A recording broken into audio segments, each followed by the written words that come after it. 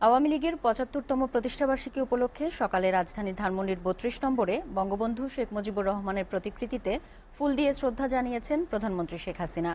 শ্রদ্ধা জানানো হয় দলের পক্ষ থেকেও। পরে আওয়ামী লীগ সাধারণ সম্পাদক ওবায়দুল কাদের বলেন, সাম্প্রদায়িক অপশক্তি বিএনপিকে প্রতিহত করাই আওয়ামী লীগের আগামীর চ্যালেঞ্জ। দেখুন তামান্না তাহসিন খানের প্রতিবেদন। আওয়ামী লীগের প্রতিষ্ঠা বার্ষিকী উপলক্ষে ধানমন্ডির ৩২ নম্বরে বঙ্গবন্ধুর প্রতিকৃতিতে প্রথমে প্রধানমন্ত্রী ও পরে আওয়ামী লীগের সভাপতি হিসেবে দলের শীর্ষ নেতাদের নিয়ে বঙ্গবন্ধুর প্রতিকৃতিতে শ্রদ্ধা জানান শেখ হাসিনা। শ্রদ্ধা নিবেদন শেষে দলের সাধারণ সম্পাদক ওবায়দুল কাদের বলেন, বর্ণচোরা বিএনপির নেতৃত্বে সাম্প্রদায়িক অপশক্তি প্রতিহত করাই আওয়ামী লীগের আগামীর চ্যালেঞ্জ।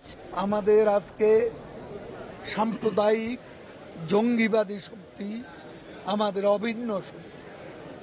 এই অভিন্ন শত্রু বিএনপির নেতৃত্বে ঐক্যবদ্ধ।